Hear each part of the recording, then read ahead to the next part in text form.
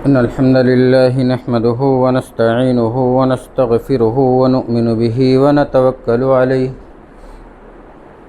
ونعوذ بالله من شرور أنفسنا وسيئات أعمالنا من يهده الله فلا مضل له ومن يضلل فلا هادي له وأشهد أن لا إله إلا الله وأشهد أن محمدا عبده ورسوله يا أيها الذين آمنوا اتقوا الله حق تقاته ولا تموتن إلا وأنتم مسلمون يا أيها الناس اتقوا ربكم الذي خلقكم من نفس واحدة وخلق منها زوجها وبث منهما رجالا كثيرا ونساء واتقوا الله الذي تساءلون به والأرحام إن الله كان عليكم رقيبا يا أيها الذين آمنوا اتقوا الله وقولوا قولا سديدا يصلح لكم أعمالكم ويغفر لكم ذنوبكم ومن يطع الله ورسوله فقد فاز فوزا عظيما أما بعد فإن أصدق الحديث كتاب الله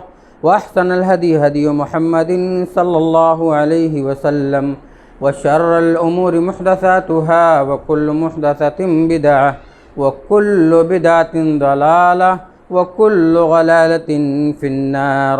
أعوذ بالله من السميع العليم من الشيطان الرجيم من همزه ونفخه ونفثه. بسم الله الرحمن الرحيم. قاف والقرآن المجيد بل عجبوا أن جاءهم منذر منهم فقال الكافرون هذا شيء عجيب أئذا متنا وكنا ترابا ذلك رجع بعيد قد علمنا ما تنقص الأرض منهم وعندنا كتاب حفيظ بل كذبوا بالحق لما جاءهم فهم في أمر مريج أفلم ينظروا إلى السماء فوقهم كيف بنيناها وزيناها وما لها من فروج والأرض مددناها وألقينا فيها رواسي وأنبتنا فيها من كل زوج بهيج تبصرة وذكرى لكل عبد منيب ونزلنا من السماء ماء مباركا فأنبتنا به جنات وحب الحصيد والنخل باسقات لها طلع نضيد رزقا للعباد واحيينا به بلدة ميتا كذلك الخروج كذبت قبلهم قوم نوح وأصحاب الرس وثمود وعاد وفرعون وإخوان لوط وأصحاب الأيكة وقوم تبع كل كذب الرسل فحق وعيد أفعينا بالخلق الأول بل هم في لبس من خلق جديد. قال الله تبارك وتعالى في موضع آخر أعوذ بالله من الشيطان الرجيم بسم الله الرحمن الرحيم. من كان يريد العزة فللہ العزت جمیعا. اسلامی بھائیوں، بزرگوں، دوستوں، حاضرین جمعہ، آج اس مسجد میں میرے خطبے کا موضوع ہے اسلام ہی میں عزت ہے.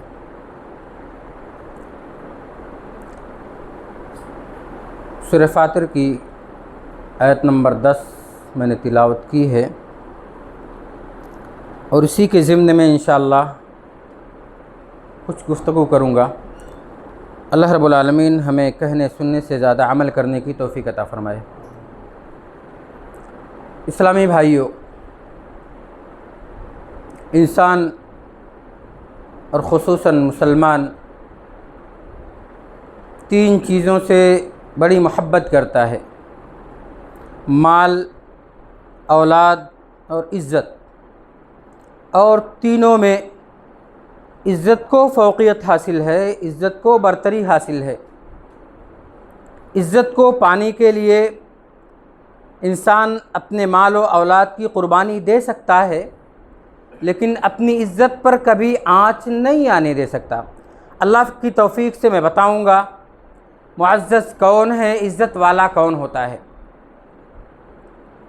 ہر کوئی چاہتا ہے کہ اس پر کسی کا دباؤ نہ ہو، لوگ اس کی بات کا احترام کریں، لوگ اس کو اچھی نظر سے دیکھیں. اگر معاشرے کے اندر اس کو عزت، احترام مل جاتا ہے تو معاشرے کے لوگ اس کو معزز مانتے ہیں، اور اگر وہی عزت مسلمان کو اللہ رب العالمین کے یہاں مل جائے تو سمجھ لو وہ کامیاب ہو گیا۔ آج عزت کے لیے ہم کہاں کہاں چکر لگاتے ہیں، کوئی کسی کے پیچھے دوڑ رہا ہے، کوئی کسی کے پیچھے دوڑ رہا ہے، اور رب العالمین کہہ رہے ہیں من کان یرید العزہ فللہ العزۃ جمیعا۔ اے اللہ کے بندو، اے مسلمانوں، ہم نے زمین میں تمہیں ذلیل ہونے کے لیے نہیں بھیجا، ہم نے زمین میں رسوا ہونے کے لیے نہیں بھیجا، ہم نے زمین میں تمہیں ناکارہ بنا کر کے نہیں بھیجا، بلکہ ہم تم کو عزت دینا چاہتے ہیں، ہم تم کو سربلندی دینا چاہتے ہیں، ہم تم کو وقار دینا چاہتے ہیں۔ اگر تم عزت چاہتے ہو، اگر تم احترام چاہتے ہو، اگر سربلندی چاہتے ہو تو زمین و آسمان کے رب کے سامنے جھک جایا کرو، اللہ تمہیں عزت دے دے گا، اللہ عزت دے دے گا۔ ہر کوئی چاہتا ہے کوئی ہمیں ذلیل نہ کرے، کوئی ہمیں رسوا نہ کرے۔ مسلمانوں، ہماری چاہت تو ہوتی ہے کہ ہم ذلیل نہ ہوں، ہماری چاہت تو ہوتی ہے کہ ہم رسوا نہ ہوں، لیکن کیا ہم نے کبھی سوچا، کیا ہم نے کبھی غور کیا، کیا اپنے ضمیر کو ہم نے کچوکے لگایا، کیا ہم نے سوچا؟ نہیں سوچا۔ اگر ہم سوچے ہوتے، اگر ہم جانے ہوتے تو رب العالمین ہم سے شکایت نہ کرتے، اللہ ہم سے یہ نہ کہتے وما قدر اللہ حق قدرہ والارض جميعا قبضته يوم القیامہ والسماوات مطویات بیمینہ سبحانہ وتعالی عما یشرکون۔ اللہ نے ہم سے شکایت کر دی، اللہ ہم سے شکایت کر رہے ہیں وما قدر اللہ حق قدرہ، جیسے اللہ رب العالمین کی عزت ہونی چاہیے، جیسے اللہ رب العالمین کا احترام ہونا چاہیے۔ مسلمانوں، تم نے اللہ کی قدر نہیں کی، اللہ کا احترام نہیں کیا، اللہ کی عزت نہیں کی۔ اللہ تو اتنا سربلند ہے، اتنا سربلند ہے وما قدر اللہ حق قدرہ والارض جميعا قبضته یوم القیامہ، اور قیامت کے دن وہ اتنا مہان ہے رب العالمین کہ اس کے قبضے میں زمین و آسمان ہوں گے۔ والارض جميعا قبضته یوم القیامہ والسماوات مطویات بیمینہ، اللہ رب العالمین آسمان کو اپنے ہاتھ میں لپیٹ لے گا۔ سبحانہ وتعالی عما یشرکون، وہ پاک ہے، بلند ہے جس کے ساتھ تم شریک کرتے ہو۔ اسلامی بھائیوں، یہ آیت ہمیں یہ بتاتی ہے کہ اللہ رب العالمین کی قدرت، اللہ رب العالمین کی سربلندی، اللہ رب العالمین کی عزت بڑی مہان ہے، بڑا بلند ہے وہ رب، اور اس رب کی جیسے عزت کرنی چاہیے تھی ویسے ہم نے نہیں کیا، اور ہم اللہ رب العالمین سے عزت کے متلاشی ہیں۔ کیسے ہو سکتا ہے؟ اللہ رب العالمین ہمیں عزت کیسے دے سکتا ہے؟ جب تک رب کو ہم عزت نہیں دیں گے، رب کے سامنے جھکیں گے نہیں، اور رب کے ساتھ شریک کرنے سے ڈریں گے نہیں، شرک سے باز نہیں آئیں گے، رب العالمین ہمیں عزت کیسے دے گا؟ کیسے دے گا میرے بھائیوں؟ قل اللہ مالک الملک تؤتی الملک من تشاء وتنزع الملک ممن تشاء وتعز من تشاء وتذل من تشاء بیدک الخیر انک علی کل شیء قدیر۔ اللہ نے کیا کہا؟ قل اللہ مالک الملک، بادشاہوں کا بادشاہ رب العالمین ہے۔ تؤتی الملک من تشاء، جسے چاہتا ہے وہ بادشاہت دیتا ہے، وتنزع الملک ممن تشاء، اور جس سے چاہتا ہے بادشاہت چھین لیتا ہے۔ اور رب العالمین جس کو چاہتا ہے عزت دیتا ہے، اور جس کو چاہتا ہے ذلیل کر دیتا ہے۔ ساری کی ساری چیزیں اس کے ہاتھ میں ہیں۔ بیدک الخیر، اللہ ہی کے ہاتھ میں بھلائی ہے۔ بے شک اللہ رب العالمین ہر چیز پر قدرت رکھنے والا ہے۔ اب یہ آیت ہمیں جھجھوڑ رہی ہے، یہاں آیت ہمیں بتا رہی ہے کہ مسلمانوں کہیں دوسری طرف جانے کی ضرورت نہیں ہے، مسلمانوں کسی اور کا دروازہ کھٹکھٹانے کی ضرورت نہیں ہے۔ عزت اور سربلندی رب العالمین کے سامنے جھکنے سے ملے گی، عزت اور سربلندی رب العالمین کو ایک ماننے سے ملے گی، عزت اور بلندی رب کے شرکا سے دور رہنے کو ملے گی۔ اللہ کے ساتھ کسی کو شریک نہ کریں، وہ اللہ مہان ہے، اتنا عظیم بنا دے گا مسلمانوں کو، اتنا عظیم بنا دے گا کہ اس کے ٹکر کا دنیا میں کوئی رہ نہیں جائے گا، دنیا میں کوئی رہ نہیں جائے گا۔ آج مسلمانوں کی حالت کیا ہے؟ مسلمان کہاں جا رہے ہیں میرے بھائیوں؟ کہیں ادھر چکر لگا رہے ہیں، کہیں ادھر، کوئی بڑا بن گیا اس کے پیچھے جا رہے ہیں، کوئی زمینوں کا مالک ہو گیا، پلاٹ کا مالک ہو گیا، اس کے پیچھے جاتے ہیں تاکہ ہمیں عزت مل جائے، کوئی پڑھ لکھ کر کوئی بڑے رتبے کا مالک ہو گیا تو اس کے پیچھے بھاگتے ہیں، کسی عہدے پر فائز ہو گیا تو اس کے پیچھے بھاگتے ہیں، کوئی IAS PCS ہو گیا اس کے پیچھے بھاگتے ہیں کہ تاکہ اس کے ذریعہ ہمیں عزت مل جائے۔ میرے بھائیوں، کسی کے پیچھے دوڑنے سے عزت نہیں ملتی، کسی کے مال کے پیچھے دوڑنے سے عزت نہیں ملتی۔ میں بتاؤں آپ کو، جب اللہ کے رسول صلی اللہ علیہ وسلم مکہ میں تھے، مکہ کے کچھ رئیس لوگ، کچھ ایسے لوگ تھے جن کے پاس ثروت تھی، صاحب ثروت، مال والے، ان کے پاس کچھ نئے مسلمان پیچھے پڑ جاتے ہیں، ان کے پیچھے لگ جاتے ہیں۔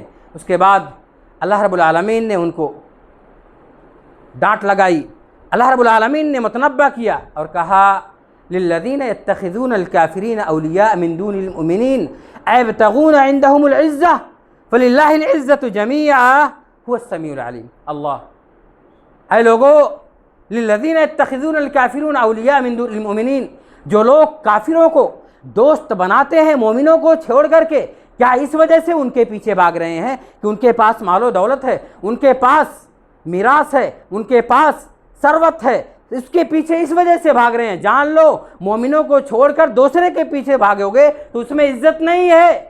مومنوں کے ساتھ رہنے میں عزت ہے، اور ساری کی ساری عزتوں کا مالک اللہ ہے، هو السمیع العلیم، اور رب العالمین سننے والا ہے، وہ جاننے والا ہے۔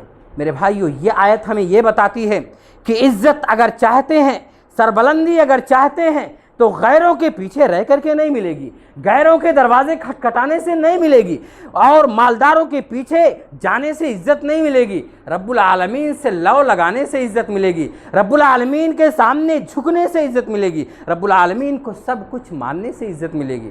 میرے بھائیو، ایک مومن عزت دار ہوتا ہے، ایک مسلمان عزت دار ہوتا ہے، اس کے شان میں ہے عزت۔ میں آپ کو بتاؤں، صحیح بخاری کی وہ روایت ہر کوئی جانتا ہے کہ غزوہ تبوک کے موقع پر عبداللہ بن ابی رئیس المنافقین آ کر کے کہتا ہے کہ جب ہم مدینہ جائیں گے تو جتنے بھی ہجرت کر کے مہاجرین آئے ہیں ان سب کو ہم مدینہ سے ذلیل کر کے نکال دیں گے۔ یہ کس نے کہا تھا؟ عبداللہ بن ابی نے کہا تھا، صحیح بخاری کی روایت ہے۔ اور یہ بات زید بن ارقم صحابی رسول نے سن لی، دوڑے ہوئے عمر بن خطاب رضی اللہ تعالیٰ عنہ کے پاس جاتے ہیں اور کہتے ہیں، اے امیر المؤمنین، اے عمر بن خطاب، یہ آدمی ایسا اور ایسا کہہ رہا ہے، رئیس المنافقین۔ عمر بن خطاب رضی اللہ تعالیٰ عنہ دوڑتے ہوئے محمد رسول اللہ صلی اللہ علیہ وسلم کے پاس جاتے ہیں اور کہتے ہیں، اے اللہ کے رسول صلی اللہ علیہ وسلم، یہ عبداللہ بن ابی ایسا اور ایسا کہہ رہا ہے کہ ہم جب مدینہ جائیں گے تو مدینہ سے جتنے بھی ہجرت کر کے آئے ہیں ان سارے مہاجرین کو ذلیل کر کے نکال دیں گے۔ اللہ کے رسول صلی اللہ علیہ وسلم عبداللہ بن ابی کو بلاتے ہیں اور کہتے ہیں، کیا تم نے ایسی اور ایسی باتیں کی ہیں؟ عبداللہ بن ابی نے کہا، نہیں، ہم نے ایسی بات نہیں کی ہے، ہم نے ایسا نہیں کیا، اور قسمیں اٹھانے لگا، قسم کھانے لگا کہ اللہ کی قسم ہم نے ایسی نہیں کی ہے۔ اب دیکھیں منافق کیسا ہوتا ہے، دیکھو دونوں جگہ خوش کرنے کے چکر میں ایک سوچ رہا ہے مسلمان بھی خوش ہو جائیں اور محمد رسول اللہ صلی اللہ علیہ وسلم کو بھی خوش کرنے کے چکر میں ہے۔ لیکن مسلمانوں غور کریں، زید بن ارقم صحابی رسول عمر بن خطاب رضی اللہ تعالیٰ عنہ سے کہتے ہیں، عمر بن خطاب محمد رسول اللہ صلی اللہ علیہ وسلم سے کہتے ہیں، اور محمد رسول اللہ صلی اللہ علیہ وسلم جب عبداللہ بن ابی سے پوچھتے ہیں، عبداللہ بن ابی جھوٹ بولنا شروع کر دیتا ہے، کہتا ہے ایسا میں نے نہیں کہا، ایسا میں نے نہیں کہا۔ اس کے بعد صحابی رسول بڑے غمزدہ ہوتے ہیں، اے اللہ میری عزت کی راز رکھ لے، میں نے کہی، میں نے بات سن، میری عزت کی راز رکھ لے، میری عزت کو بچا لے۔ اللہ نے آیت نازل کی کہ عبداللہ بن ابی نے کہا ہے، یقولون لئن رجعنا الى المدینة لیخرجن الاعز منها الاذل وللہ العزت ولرسولہ وللمؤمنین ولکن المنافقین لا یعلمون۔ اللہ نے آیت نازل کی، اے میرے حبیب، اس نے کہا ہے، عبداللہ بن ابی نے کہا، یقولون لئن رجعنا الى المدینہ، یہ کہتا پھر رہا تھا کہ ہم جب مدینہ لوٹیں گے تو ہم عزت والے، ذلت والوں کو مدینے سے نکال پھینکیں گے۔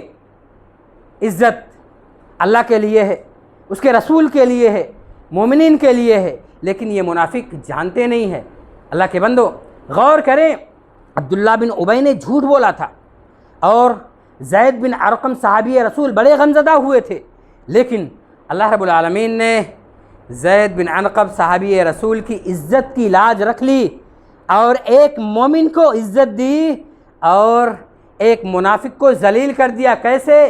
اس کا بیٹا عبداللہ بن ابی کا کھڑے ہو جاتے ہیں بارڈر پر اور کہتے ہیں جب تک محمد رسول اللہ صلی اللہ علیہ وسلم اجازت نہیں دے دیتے تمہیں مدینہ میں داخل ہونے کی اجازت نہیں ہے۔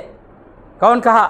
عبداللہ بن ابی کا بیٹا، وہ خود کہتے ہیں کہ میں تمہیں اجازت نہیں دوں گا جب تک محمد رسول اللہ صلی اللہ علیہ وسلم اجازت نہیں دیں گے۔ پتہ کیا چلا کہ اللہ رب العالمین نے ایک منافق کو دونوں جگہ سے ذلیل کر دیا اور مومنین کو، مسلمان کو عزت دے دی۔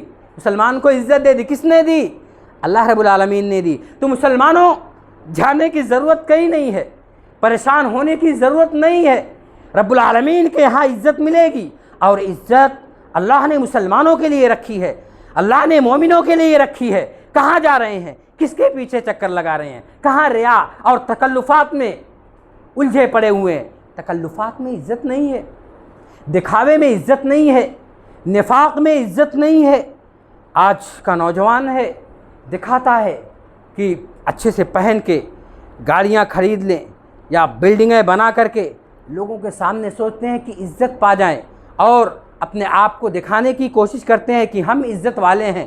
مسلمانوں، نوجوانوں، ایسی بات نہیں ہے۔ مال میں، وراثت میں، بلڈنگوں میں اور روپے پیسے میں عزت نہیں ہے۔ میں بتاؤں آپ کو، اگر آپ کو یقین نہ آئے، مستدرک حاکم کی وہ صحیح روایت آپ سنیں گے تو سوچیں گے کیا ہے۔ عمر بن خطاب رضی اللہ تعالیٰ عنہ چکر لگاتے ہیں، شہر میں جاتے ہیں، چکر لگاتے ہیں، جاتے جاتے آپ اپنی اونٹنی سے اتر جاتے ہیں، اترنے کے بعد اپنے موزے کو اتارتے ہیں، مستدرک حاکم کی صحیح روایت ہے، اپنے موزے کو اتارتے ہیں، اتارنے کے بعد اپنے کندھے پر رکھ لیتے ہیں۔ ابو عبیدہ رضی اللہ تعالیٰ عنہ آپ کے ساتھ رہتے ہیں اور کہتے ہیں اے امیر المؤمنین، آپ اتنے بڑے زمین کے مالک اور امیر المؤمنین ہیں، مومنوں کے امیر ہیں، آپ کا رتبہ بلند ہے، آپ اتنا اعلیٰ مقام پر فائز ہیں، یا آپ کے شایان شان نہیں، یا آپ کے مرتبے کے لائق نہیں کہ آپ اپنے موزے کو نکال کر کے اپنے کندھے پر رکھیں، یہ امیر المؤمنین کے شان کے خلاف ہے۔ پتہ ہے امیر المؤمنین عمر بن خطاب رضی اللہ تعالیٰ عنہ نے کیا جواب دیا؟ امیر المؤمنین عمر بن خطاب رضی اللہ تعالیٰ عنہ نے بڑا ہی تاریخی جواب دیا، سونے کے قلم سے لکھنے کے لائق کو جواب دیے۔ امیر المؤمنین نے کہا اے ابو عبیدہ، ان کنا اذل قوم فاعزنا اللہ بالاسلام۔ اے ابو عبیدہ، ہم ذلیل قوم تھے، ہم رودے ہوئے قوم تھے، ہم بالکل ناکارہ تھے، ہماری کوئی ویلو نہیں تھی، ہمارا کوئی مقام نہیں تھا، ہمارا کوئی پہچان نہیں تھا، لیکن اللہ رب العالمین نے ہمیں اسلام کو دے کر کے ہمیں عزت دی۔ ان کنا اذل قوم فاعزنا اللہ بالاسلام، ہم سب سے ناکارہ قوم تھے، اللہ نے ہمیں اسلام کو دے کر کے عزت دی۔ پتہ کیا چلا؟ پتہ یہ چلا کہ اسلام والے، مسلمان، مومن، یہ اللہ رب العالمین کے یہاں عزت والے ہیں۔ اللہ نے ہمیں اسلام دے دیا، اللہ نے ہمیں مسلمان بنا دیا، اس سے بڑی فخر کی بات کیا ہے؟ اس سے بڑی عزت کی بات کیا ہے؟ ہمیں کیا ضرورت ہے کہیں اور کے پیچھے پڑنے کی، کسی لیڈر کے پیچھے پڑنے کی، کسی منافق کے پیچھے پڑنے کی، کسی مشرک کے پیچھے پڑنے کی؟ ہمیں کیا ضرورت ہے؟ اللہ نے ہمیں اسلام خوبصورت نظام دے دیا ہے، اس نظام کے تحت ہم اپنی زندگی گزاریں۔ واللہ ممبر سے میں بول رہا ہوں، اگر مسلمان اپنے دین پر صدق دل سے عمل کرنے والا بن جائے، اللہ رب العالمین اس کو ہر محاذ پر سرخروئی عطا فرمائیں گے اور ہر میدان میں اس کو عزت ملے گی، کوئی بھی ان کو آنکھ اٹھا کر کے نہیں دیکھ پائے گا۔ اتنی شان ہے مسلمانوں کی، لیکن مسلمان اپنے آپ کو مسلمان بنا لیں تو صحیح، اپنے آپ کو مسلمان بنا لیں تو صحیح۔ میرے بھائیو، آج حالت یہ ہے، آج کوئی اپنے بچوں کو عالم نہیں بنانا چاہتا، کوئی اپنے بچے کو حافظ نہیں بنانا چاہتا۔ یہ رونا آتا ہے، یہ رونا آتا ہے۔ کیوں؟ جب ان سے کہا جائے کہ اپنے بچوں کو حافظ بنائیے، عالم بنائیے، تو کہتے ہیں عالموں کی عزت کیا ہے، حافظوں کی عزت کیا ہے؟ میرے بھائیوں، یہ لوگ صرف نہیں کہتے، یہ محمد رسول اللہ صلی اللہ علیہ وسلم کے زمانے میں کفار مکہ بھی کہا کرتے تھے، صحابہ کرام کو طرح طرح کے طعنے دیا کرتے تھے، صحابہ کرام کو سخت سست کہا کرتے تھے، صحابہ کرام کو کیا کچھ نہیں کہتے تھے۔ یہ ایسے ہیں لکیر کے فقیر جن کے لیے کھانے کو نہیں ہے، جن کے لیے رہنے کو نہیں ہے، جن کو اور کچھ نہیں ہے، کچھ نہیں ہے ان کے پاس، لکیر کے فقیر ہیں، لیکن یہ چلے ہیں حکومت جنانے، چلے ہیں یہ بڑا بننے کے لیے۔ ایسے ہی طرح طرح کے القاب سے محمد رسول اللہ صلی اللہ علیہ وسلم کو، ان کے اصحاب کو یہ کفار مکہ کہا کرتے تھے، لیکن اللہ رب العالمین نے آپ کو تسلی دی اور کہا وَلَا يَحْزُنْكَ قَوْلُهُمْ إِنَّ الْعِزَّةَ لِلَّهِ جَمِيعًا هُوَ السَّمِيعُ الْعَلِيمُ۔ اے میرے حبیب، آپ کو غمگین ہونے کی ضرورت نہیں ہے، آپ کو پریشان ہونے کی ضرورت نہیں ہے، آپ کو پسماندہ ہونے کی ضرورت نہیں ہے۔ ان العزت للہ جمیعا، ساری کی ساری عزتیں اللہ رب العالمین کے لیے ہے، اللہ رب العالمین کے پاس ہے، وہ سمیع العلیم۔ یہ کفار مکہ جو کچھ کہہ رہے ہیں، جو کچھ سنا رہے ہیں، اللہ رب العالمین سننے والا اور جاننے والا ہے، اور حقیقت تاریخ نے دیکھا اور تاریخ اس پر شاہد ہے کہ اللہ نے مسلمانوں کو کیسی عزت دی۔ سارے کفار مکہ مسلمانوں کے پیروں کے نیچے آ گئے کہ نہیں آ گئے؟ تاریخ گواہ ہے، آ گئے۔ کیسے آئے؟ ان کے پاس کوئی لاؤ لشکر نہیں تھا، ان کے پاس کوئی مال و ثروت نہیں تھا، اس کے پاس کوئی مال و جائیداد ان کے پاس نہیں تھے، لیکن اللہ رب العالمین نے ان کی قدر کی، کیونکہ انہوں نے اللہ کی قدر کی۔ اب مسلمان اللہ کی قدر کرنا سیکھ لے، اللہ رب العالمین اس کو ہر حالت میں عزت دیں گے۔ پتہ یہ چلا کہ اسلام کو اپنانے میں اور حقیقی مسلمان ہونے میں ہی عزت ہے۔ میں آپ کو کچھ بتاتا ہوں کہ عزت کیسے ملے گی، عزت کیسے ملے گی۔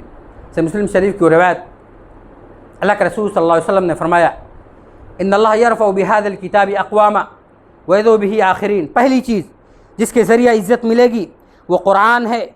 قرآن کو سیکھنا، قرآن کو پڑھنا، اس پر عمل کرنا، اس کے مطابق زندگی گزارنا، محمد رسول اللہ صلی اللہ علیہ وسلم کے فرمودات پر عمل کرنا، اس کے مطابق زندگی گزارنا۔ ان اللہ یرفع بہذا الکتاب اقواما ویذو بہ آخرین، یہی وہ کتاب ہے جس پر عمل کرنے کی بنیاد پر اللہ رب العالمین نے بہت ساری قوموں کو عزت کے آسمان پر پہنچا دیا، اور یہی وہ کتاب ہے کہ جس کو پسے پشت ڈالنے کی وجہ سے اللہ رب العالمین نے بہت ساری قوموں کو ذلت کے تحت الثری میں پہنچا دیا، ذلت کے گڑھے میں گرا دیا۔ یہی وہ کتاب ہے میرے بھائیوں، جس کتاب کی بنیاد پر کتنی عزت ملی میں آپ کو بتاؤں۔ سنن ترمذی کی وہ روایت، اللہ کے رسول صلی اللہ علیہ وسلم ایک صحابی رسول کے جنازے میں جاتے ہیں، صحیح روایت ہے، جنازے میں جاتے ہیں، آپ ان کا جنازہ پڑھتے ہیں، جنازہ پڑھنے کے بعد تھوڑا شام ہو جاتی ہے، پھر آپ لالٹین کو لے کر کے، صحیح روایت ہے سنن ترمذی کی، لالٹین کو لے کر کے جاتے ہیں، اس کے بعد آپ دعا کرتے ہیں، ہاتھ اٹھاتے ہیں، کس کے لیے؟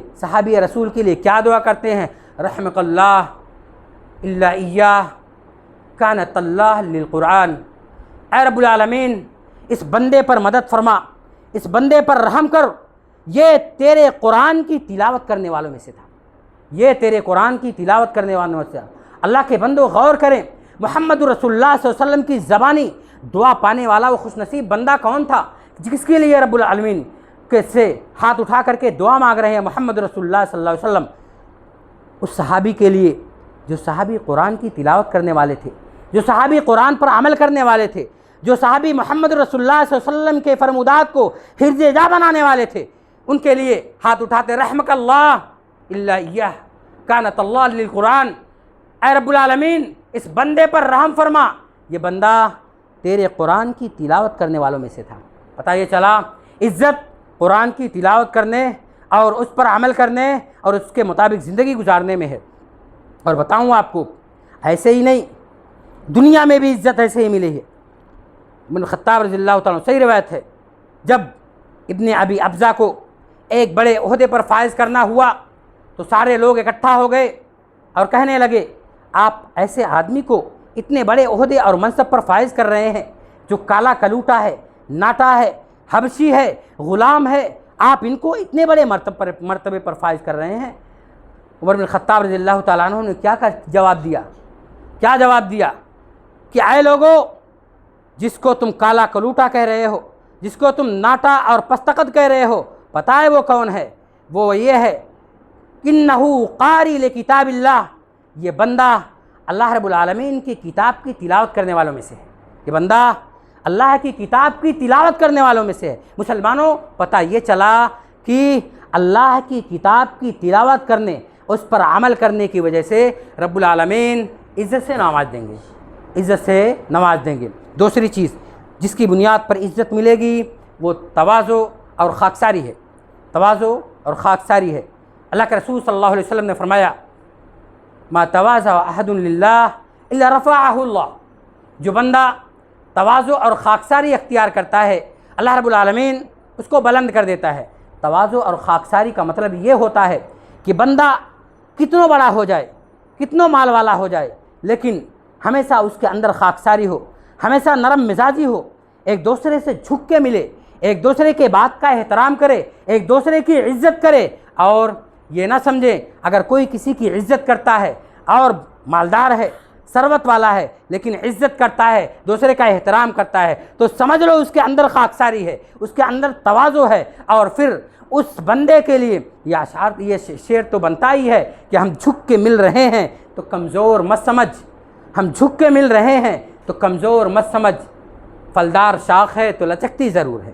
پتہ یہ چلا کہ جس کے بندے کے اندر گڑ ہوتا ہے، جس کے اندر خوبی ہوتی ہے، جو کسی کے لائق ہوتا ہے، جس کے اندر اچھائی ہوتی ہے، ہمیشہ دوسرے کی قدر کرتا ہے، ہمیشہ دوسرے کی عزت کرتا ہے، اور ایسے ہی بندے کو اللہ رب العالمین عزت سے سرفراز کرتے ہیں، ایسے ہی بندے کو اللہ رب العالمین بلندی عطا فرماتے ہیں، اور وہ بلندی کے ہر مراتب پر فائز ہوتا چلا جاتا ہے۔ پھر دنیا تماشا دیکھتی ہے۔ میرے بھائیوں، میرے دوستو، تواضع اور خاکساری یہ بھی عزت کے مقام کو بلند کر دیتی ہے، یہ کہ عزت کو بڑھا دیتی ہے، اور یہ بھی ہمیں بلند کر دیتی ہے۔ اور تیسری چیز جو میں آپ کو بتانا چاہتا ہوں جس کی وجہ سے اللہ رب العالمین عزت دیتا ہے، وہ تیسری چیز صحیح مسلم شریف کی روایت ہے، اللہ کے رسول صلی اللہ علیہ وسلم نے فرمایا ما زاد اللہ عبد بعفو الا عزہ، اللہ رب العالمین معاف کر دینے کی وجہ سے بندے کی عزت میں ذاتی فرما دیتا ہے، بندے کی عزت میں ذاتی فرما دیتا ہے۔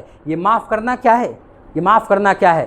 اللہ کے رسول صلی اللہ علیہ وسلم سے جب پوچھا گیا کتنی مرتبہ معاف کیا جائے، اللہ کے رسول صلی اللہ علیہ وسلم نے فرمایا فی کل یوم 70 مرہ، ہر دن میں 70 مرتبہ، ہر دن میں، صحیح روایت، ہر دن میں 70 مرتبہ۔ اب غور کریں، سوچیں کہ اگر کوئی بندہ ایک دن میں 70 مرتبہ معاف کرنا سیکھ لے تو کیا معاشرے کے اندر کسی سے کوئی شکایت رہ جائے گی؟ کسی سے کوئی شکوہ رہ جائے گا؟ کبھی نہیں، سب بھائی ہو جائیں گے، سب ایک دوسرے سے مل جائیں گے، اللہ اتنا بہترین ماحول بنے گا اور ایسی مسلمانیت جھلکے گی کہ غیر ہم کو دیکھ کر کے سبق حاصل کرے گا، غیر ہم کو دیکھ کر کے رشک کرے گا کہ ہاں وہ مسلمانوں کا دین ہے، وہ مسلمانوں، یہی تو تھا صحابہ کرام میں، ایسے ہی تو تھے۔ فی کل یوم 70 مرہ، کسی صحابی سے کوئی بات ہو جاتی تھی، معاف کیا، معاف کرتے کرتے جنت نما ماحول بن جاتا ہے اسلامی معاشرے کا۔ اور جس معاشرے کا ماحول جنت نما بن جائے صرف معاف کرنے کی وجہ سے، بتاؤ اس معاشرے کا کیا کہنا؟ آج مسلمان آپس میں گتھم گتھا ہے، ایسا نہیں ہونا چاہیے۔ میں آپ کو ایک مثال سے واضح کروں، صحیح بخاری کی روایت، ابو بکر صدیق رضی اللہ تعالیٰ عنہ کو کون نہیں جانتا؟ ابو بکر صدیق رضی اللہ تعالیٰ عنہ کی بیٹی اماں عائشہ صدیقہ رضی اللہ تعالیٰ عنہ کو کون نہیں جانتا؟ محمد رسول اللہ صلی اللہ علیہ وسلم کی پیاری بیوی اماں عائشہ صدیقہ رضی اللہ تعالیٰ عنہ کو کون نہیں جانتا؟ پتہ ہے آپ کو؟ واقعہ عفق جانتے ہیں؟ آپ پر الزام لگا، اماں عائشہ صدیقہ رضی اللہ تعالیٰ عنہ پر الزام لگا، اور الزام لگانے والوں میں سے ایک صحابی تھے مستح بن اساسہ رضی اللہ تعالیٰ عنہ، اور دوسرے کے بہکاوے میں آ کر کے وہ بھی آپ پر کچھ نہ کچھ کہہ گئے تھے۔ اس کے بعد ابو بکر صدیق رضی اللہ تعالیٰ عنہ مستح بن اساسہ کی کفالت کیا کرتے تھے۔ مستح بن اساسہ جب اس جرم میں شریک ہو گئے، اور پتہ ہے بہنوں اور بیٹیوں کی عزت کی چادر بڑی ہی نازک ہوا کرتی ہے، ایک مرتبہ جب داغدار ہو جائے تو داغ زندگی بھر دھلا نہیں جاتا، زندگی بھر نہیں دھلا۔ اما عائشہ صدیقہ رضی اللہ تعالیٰ عنہا پر الزام اور لگانے والوں میں سے ایک مستح بن اساسہ، جن کی دیکھ بھال ابو بکر صدیق رضی اللہ تعالیٰ عنہ کرتے تھے، اور ان کی بیٹی پر ان کا خود خادم الزام لگا رہا ہے۔ اس کے بعد ارادہ کر لیتے ہیں ابو بکر صدیق رضی اللہ تعالیٰ عنہ کہ میں کبھی بھی اب ان کو پیسہ یا روپیہ وغیرہ نہیں دوں گا، میں ان کی کفالت نہیں کروں گا، ان کے کھانے پینے کا بندوبست میں نہیں کروں گا۔ ٹھان لیا کس نے؟ ابو بکر صدیق رضی اللہ تعالیٰ عنہ نے، کہ میں کچھ نہیں دوں گا۔ اس کے بعد اللہ رب العالمین نے آیت نازل فرمایا اور کہا، اے ابو بکر رضی اللہ تعالیٰ عنہ، کیا تم چاہتے ہو قیامت کے دن رب العالمین تمہیں معاف کر دے؟ اگر چاہتے ہو تو مستح بن اساسہ کو معاف کر دو۔ ابو بکر صدیق رضی اللہ تعالیٰ عنہ نے مستح بن اساسہ کو معاف فرما دیا۔ کتنا بڑا الزام تھا اور کتنا داغدار ہونے والا الزام تھا، لیکن ایسے الزام کو ابو بکر صدیق رضی اللہ تعالیٰ عنہ نے آخرت کی خاطر، آخرت میں سرخروئی کے خاطر معاف فرما دیتے ہیں۔ اور پتہ ہے کتنی بڑی سرخروئی ملی؟ آج تک دنیا میں کوئی پیدا نہیں ہوا کہ ابو بکر صدیق رضی اللہ تعالیٰ عنہ کے نام کے آگے سے لفظ صدیق کو ہٹا دیں۔ ہے کوئی؟ آج تک صدیق ہی کہا جاتا ہے۔ آپ نے معاف کر دیا ان کو۔ تو مسلمانوں میرے بھائیوں، باتیں تو بہت تھی، باتیں بہت کرتا، لیکن کچھ فارمولے میں نے آپ کو بتائے، اس فارمولے پر عمل کریں، انشاءاللہ رب العالمین ہمیں سرخروئی دے گا۔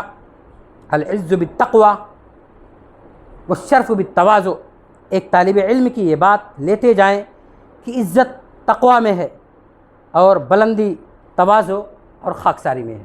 اللہ رب العالمین ہمیں عزت اور سربلندی عطا فرمائے اور اسلام کو فالو کرنے کی زندگی بھر توفیق عطا فرمائے۔ آمین، تقبل یا رب العالمین۔